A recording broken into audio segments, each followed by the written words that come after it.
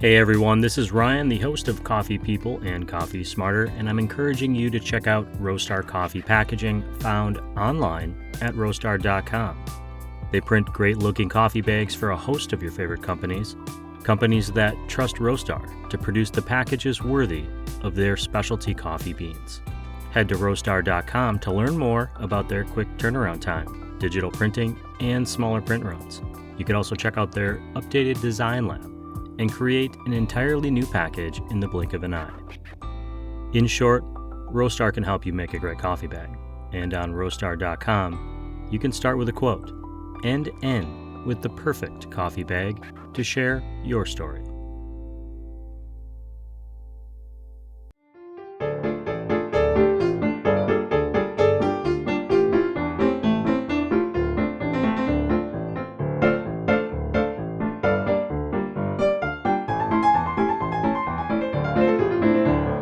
Hey everyone, welcome to another episode of the Coffee People podcast, presented as always by the Roast West Coast Coffee Network. I'm your host, Ryan Woldt, and this show is supported by Roastar Coffee Packaging, who work with roasters of all sizes to tell their big stories. I'm joined for the first time by the founders of the Shlurp Podcast, Jeremy Lupinacci, I think I pronounced that right, a coffee content creator, jack of all trades coffee pro and Q grader, and Joe Orozco-Lee, the operations manager at Smoking Tiger, a modern Korean cafe in Cerritos, California. Gentlemen, welcome to Coffee People. Thanks, man. So exciting to be here. And to give Joe Joe a little bit more credit, there's about 6 or 7 Smoking Tigers that he manages across Southern California. So he's a pretty impressive guy. So. I like that, lifting up your partner in podcasting and in coffee. It'll be the one time I do that. So I've listened to several of your shows, so I have a little bit of an idea of the dynamic where Joe is our stabilizing force and Jeremy just goes off the rails. It's kind of the impression that we got right away. Yes, that is true. Absolutely. But before we get into that show, I want to get a little bit more information about that kind of stuff. Let's start with you, Joe. You know, who are you and how did you get into coffee in the first place? Yeah, I got into coffee. I think just like growing up, you are just taken to a lot of coffee shops by your parents. And I think I know it's more of the space and the environment that initially brought me into the fold of things. And just enjoying just the atmosphere or just the space coffee brings where like my mom might be hanging out with a friend or my dad might be working on something. And I think it's kind of funny. Jeremy and I met early college, freshman year, and for a long time we would just constantly try new coffee shops. And we got close enough to the point where we do it every week. Like we made it a point to try a new coffee shop before our classes. And I think through that, you just like develop a palate. You start to see what you enjoy and don't enjoy. And we just went down the rabbit hole from there. So yeah, coffee's awesome. Yeah. Jeremy, how about you? Do you have kind of a first coffee memory that stands out to you? Yeah, I mean, other than the sugar high from the Starbucks Frappuccinos that my mom gave me when I was 6, that was a really spiritual moment. But I think the very first like signature moment and memory that's ingrained in my head, we were traveling as a family, and we were in Reykjavik, Iceland. And I know now what type of coffee I got, but I didn't really know what it was then. But I basically tried an Ethiopian natural coffee on just a drip.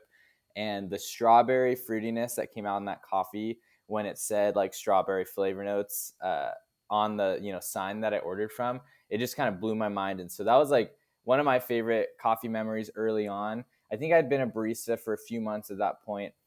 Just kind of got into coffee as a desperate need for some cash after college because Joe and I both got degrees that did not translate to a direct profession. So I got into coffee that way, and then kind of just kept growing from there. Ended up working at Smoking Tiger for about 3 years as well. And then we brought Joe onto the team at a certain point, and then we got to work together for about a year before I fell by the wayside and went to do other Did Joe things. fire you? Is that how this all No, started? he wishes, Uh, I think. Yeah, I think, Yeah, yeah, it was maybe, the king maybe of the he hill did. kind of Maybe he moment. went to my boss and was like, hey, you need to get him out of here. No, technically I was his boss. We won't lean into that too much here because I'm trying to be somewhat cordial on our first guest appearance ever. But yeah, so that was fun. It was interesting. Maybe, I don't know. It's more fun being on a podcast, I'd say.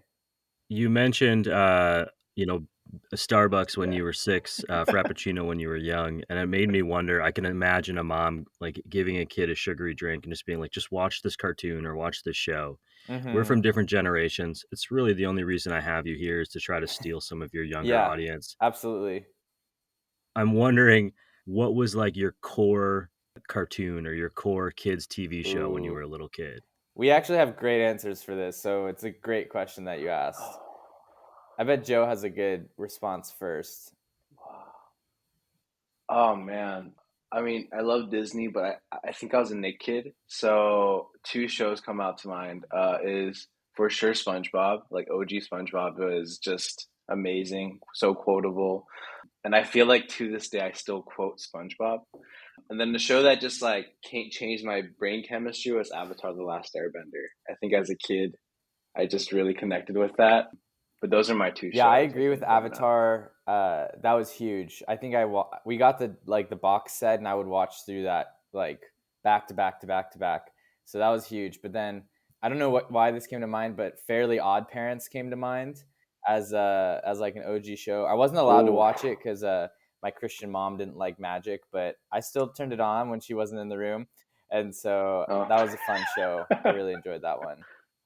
I have legitimately never seen any of those shows. I love it. But I have seen every episode of Fraggle Rock and He-Man ever made. So, I had a He-Man that I found in my grandma's basement, if that is any oh yeah, consolation. the Shlurp podcast. What is it? It's a great question. We, as to somewhat, I mean, we're more seasoned than most coffee professionals, I would say, because most people's stint in coffee is like 6 months at most. Now I'm about 5, 6 years in. He's probably 3 or 4 years in. So I would say we're kind of still early stages of a coffee career compared to some, but definitely more experienced than most. And I wouldn't say there was some discontentments we had with the coffee industry, but I think, at least for me, Joe can maybe speak for himself, the overall tone in the coffee industry is just very serious. And there's good reason for it to be serious at a lot of points. Like global warming's not a funny, lighthearted topic when it comes to like coffee production and things like that. Like that does need to be taken seriously. But just the general tone of kind of tearing others down and kind of stepping on other businesses in order to get to the top and kind of take over the coffee market, I think, at least for me, I just felt like pretty annoyed by that, and just it wasn't I'm just kind of put off by that, and I like to kind of react against things that I think are, to be honest, a little stupid and unnecessary. And so when I kind of approached Joe to do a podcast, other than wanting to hear my voice for, I don't know, 40 minutes at a time, I think I really wanted to create something that was relatable and positive. And sure, we'll share like annoyances and funny stories and pet peeves within working in coffee, but we wanted to ultimately be able to be like a fun source of relatability and entertainment for this new wave of coffee professionals kind of coming into the scene post COVID, essentially.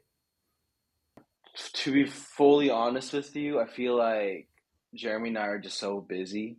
And so this is just a It's true. really good excuse to just meet weekly and Mm-hmm. talk and just be forced to talk for an hour, and have like the perfect excuse for it, you know? So I think Jeremy and I, these are things like we do have conversations about already. And so it's just fun to kind of Might as be well more record it, intentional and create a space for that.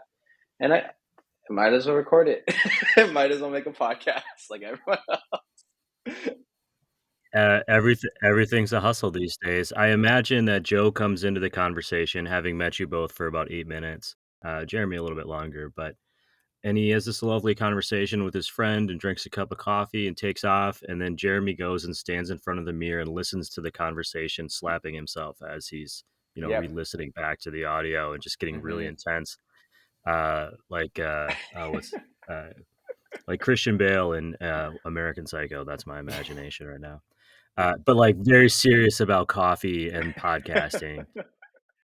You have to be a little bit egotistical to make content on social media, and I am fully bought into that life. So I'll just let that speak for itself, I guess. I don't know. Well, that's one of the reasons that we connected at a Hasea coffee event, and then I've been Mm-hmm. watching some of your videos online and reached out. What do you think it is about your connection, your charisma together that makes for a good team that you think people would be interested in listening to you? I need Joe to answer this to make me feel good. So Yeah. Man, I think Jeremy and I just go back. I think we saw each other grow up to a certain extent because we met as 18-year-olds. We've seen each other go through many phases. We were roommates at one point, so we've been through many fights. We know each other's buttons to press on. We also know like how we communicate and like what we love. And so I think we understand each other very deeply. So I think for me, it was just like a thing of comfort. And I know that like even though there was an uncomfortable added element being in front of a camera, like I'm not completely used to that yet, and I'm still getting used to it. I think I was just down to do it with Jeremy, and I don't know. When I listen to other podcasts, I think what initially attracts me isn't so much initially the content, but the charisma or the connection or like the friendship between two people. I think that's what gets me to kind of more like just connect deeper. And it's just like you listen back and you like because you want to hear them like banter or bicker, and I think Jeremy and I have some of that because we do differ opinions and we are two opinionated people. So I don't know.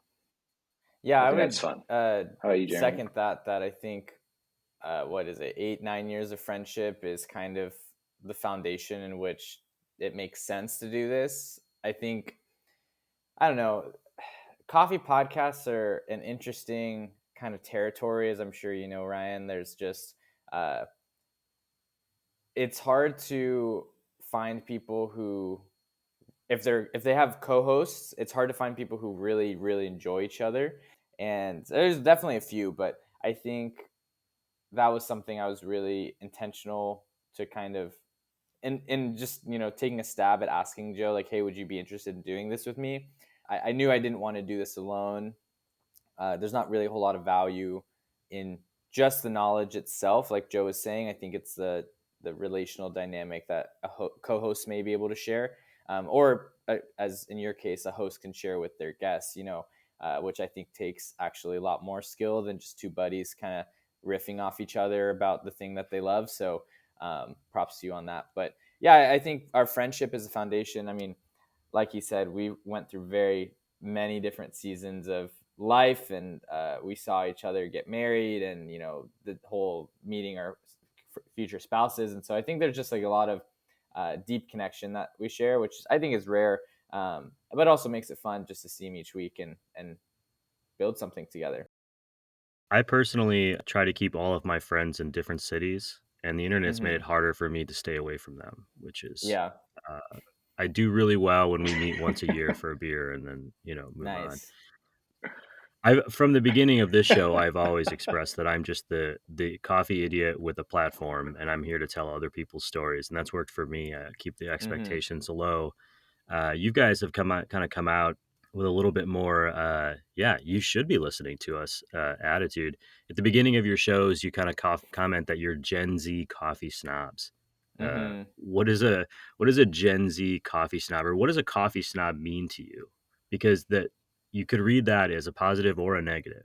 Right, right. I think I never understood snobbery as like a bad thing when it comes to like dedication to a craft or an art form. I think it shows like a true love and passion. I do think snobbery in the negative sense is demonstrated very frequently by people in coffee. I would just call them assholes. I wouldn't call them snobs though.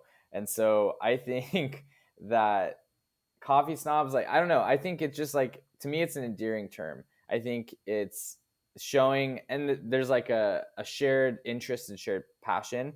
And so I think in using that, it was a little tongue in cheek, it's using a word that does have a double kind of, it's a double-edged sword, but we wanted to embody, kind of like I said a few minutes ago, like this next generation of coffee professionals. And I think you see it online, like the differences in generations are very stark in a lot of ways. You have, what I see is like the millennial coffee professional who, is like, I only drink washed coffees, and I it needs to be a direct source from origin. And then you have like these Gen Z kids, like, can I have like a triple fruity, mocha frappuccino? Like, it just, like, these sweet drinks are a lot more common. And like, I think fun enough, you can experience that just in coffee itself. And so I think leading into the kind of metaphorical color and excitement and passion of this next generation is kind of where we found, I think, that angle when it comes to talking about coffee. So we incorporate a lot of like social media videos that are kind of semi-viral within coffee, and talk a lot about basic experiences, on the front lines as baristas. I'm kind of transitioning away from being a barista, so it kind of leaning on Joe in that regard. But yeah, I think that's kind of at least how I think about it. I don't know if you have anything else to add, Joe. Well, Joe, you as we mentioned, operations manager at Smoking Tiger, been around 4 or 5 years now. Yeah. One of the things I was reading about Smoking Tiger is, it's a place that was created so that people of all ages can come together. It kind of pretty specifically says that. And so then to kind of narrow down into this a little bit more of a Gen Z Mm-hmm. world is a different take than your day-to-day coffee life. So I'm wondering, how does the podcast differ in the audience, from the coffee community that you're engaged in every day? Definitely nerdier people, more coffee snobby, as we were saying, which is fun, I think. I mean, I enjoy both groups, but this definitely just feels like a craving in me, like to just nerd out, just to be myself, and like to really. It's like when Jeremy and I like watch Marvel movies, like we come together and we like nerd out about it. Because I know like he's another person that knows a lot, and so I could just like be myself instead of like slowly sharing it. And both spaces are fun, but I think this is kind of the same thing of like Jeremy and I, and also the community around us, just engaging in like a really nerdy way, unfiltered, opinionated, and knowing that like we won't be called coffee snob in a way, because I think it is like a safe space where like we can just engage with each other and like that. But I don't think coffee snob is particularly like a bad term. I kind of make fun of myself when I train people. I'm like, I'm a coffee snob, and so like this is how we do this, and this is the specific like it's the ratio, and like this is what extraction is, and this is what like these are the different types of blends. And I think I like to go into those things, and I make fun of myself, so it kind of invites them to also like join in. Yeah, I don't know. It's fun. I was going to say, you have an awareness. Sorry to interrupt you there. Good host etiquette to interrupt their guests. Yeah. But having an awareness of, this is something that I'm excited and passionate about, but I get that maybe not everyone is, and so we're gonna bring it to you where you're at. Yeah. We're gonna introduce you at a level that you can feel good about, but without reducing my expectation for craft and quality. Yeah. One thing to add there, sorry, I'll Exactly. interrupt you now, Ryan.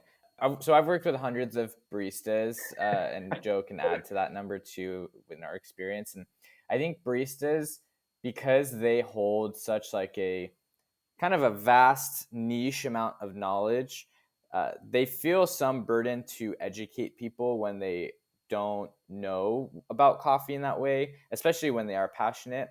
And it's not in like a speaking down to people way, but when someone else is interested but doesn't know, there's a burden that baristas share. And so I think being able to, for Joe and I to come together and know that we're speaking on the same wavelength about coffee, it's very freeing, because then we can just have a conversation. We're not having to kind of take 5 steps in order to make a point, but we can just say the opinion and then talk about it from there. So I think that's one way that our dynamic works well, especially when talking about coffee from this new generation's perspective.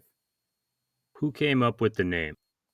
Me. And Surprise. why the Shlurp podcast? Because I get a very visceral reaction to the term.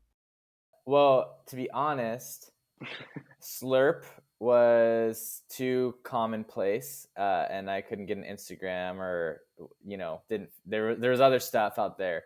But also, like, that concept of taking a slurp of your coffee on the podcast. If you did listen, you'd probably hear that every time we drink coffee, we will slurp our coffee into the mic.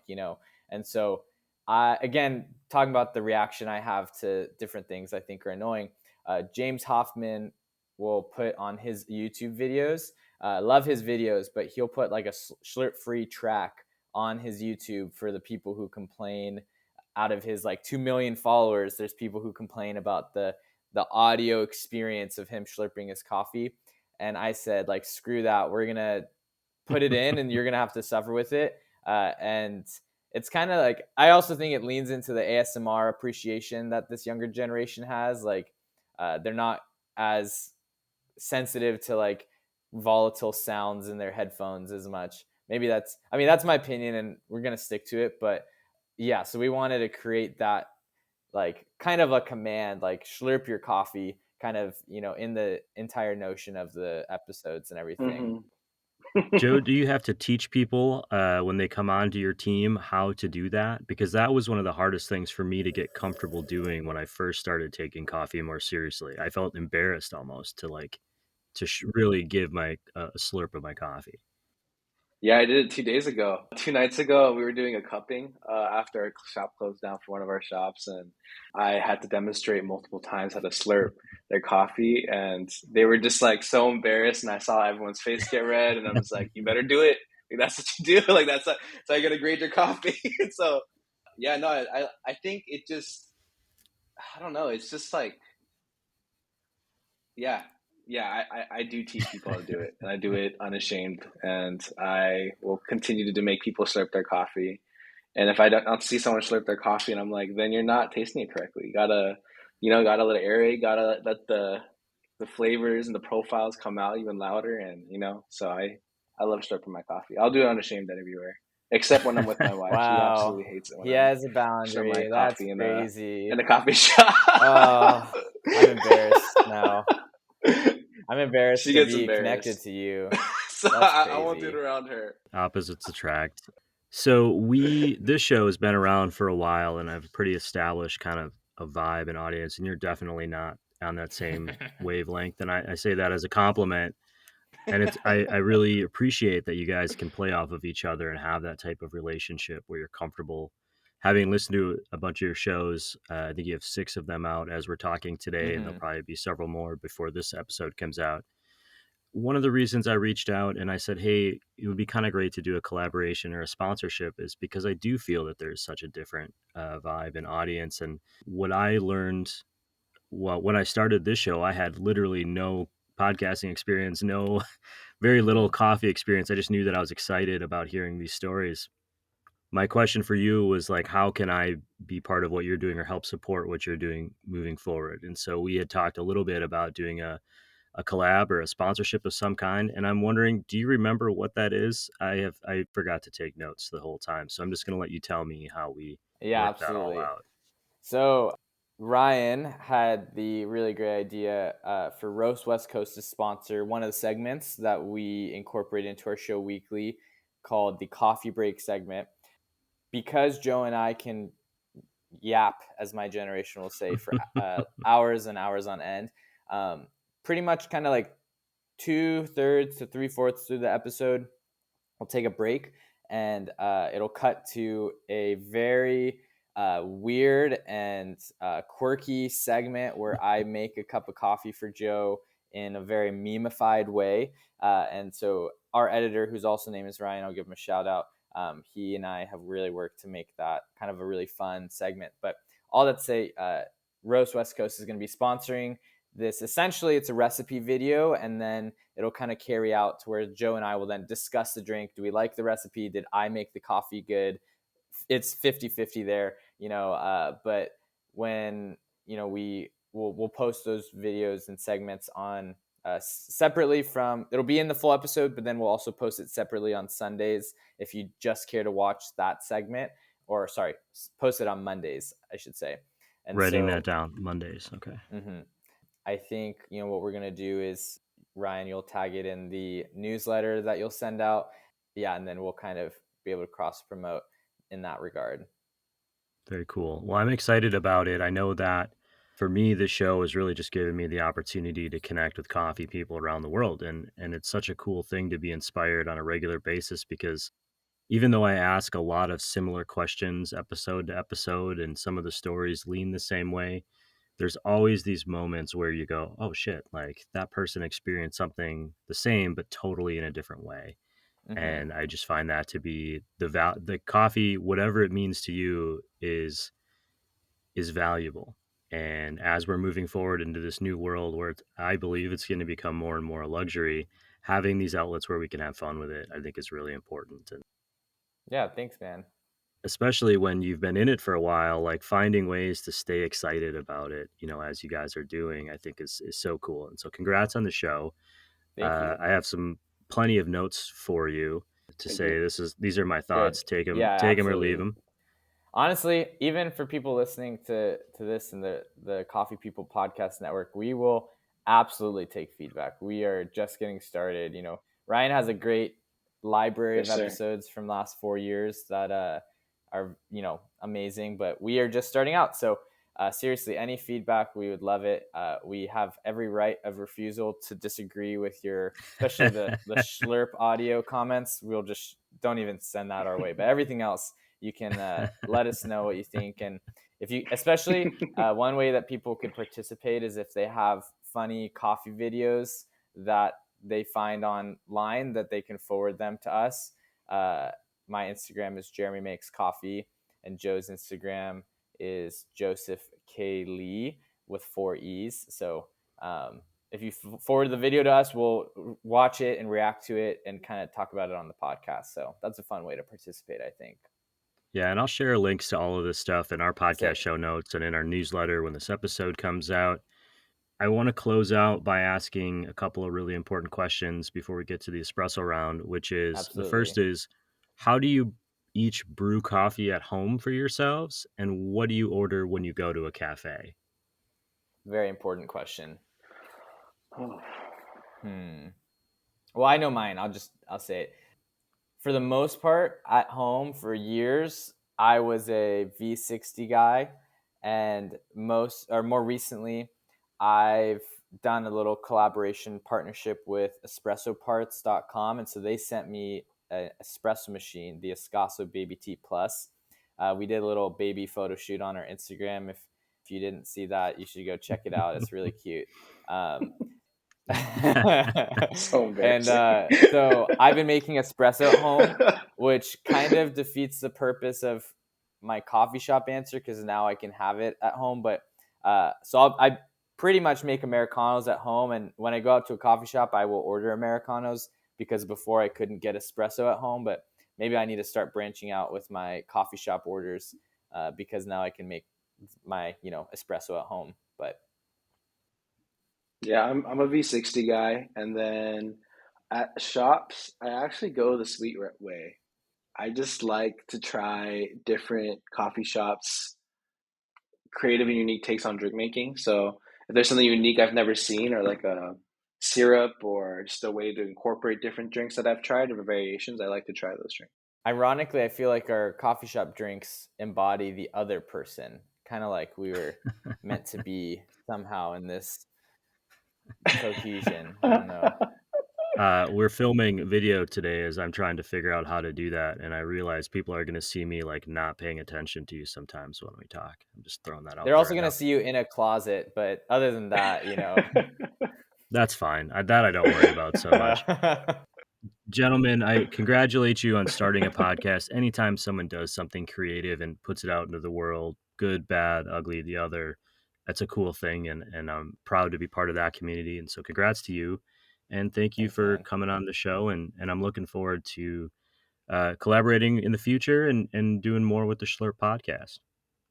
Absolutely. We're very excited to be working with you and kind of hyping each other up. It's really about that's kind of what we're really ultimately about. So we're really stoked.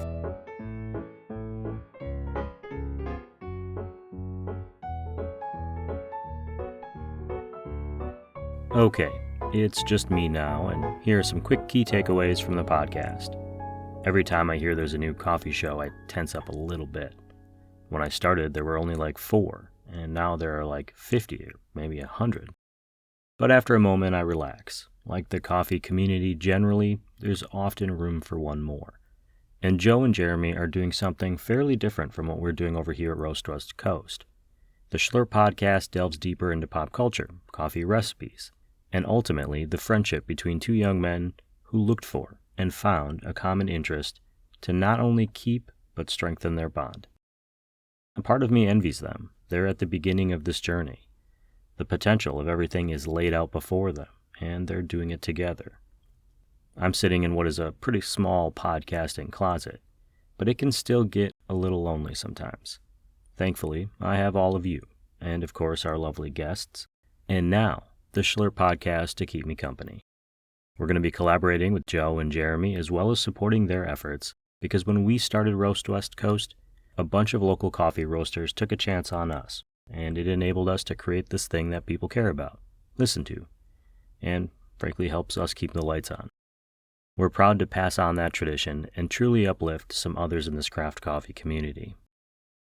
You can find the Shlurp Podcast on YouTube, Apple, Spotify, all the major platforms, and of course we're going to share those links in our show, in the newsletter, and wherever else we can think of to support Joe and Jeremy's effort with Shlurp Podcast. That's our show for today. If you're listening on Apple or Spotify, please tap the follow button. Give us some stars if you think we've earned them. If you're an analog human being and don't like doing all that rating and reviewing and starring, just tell a friend about the show. It really does help.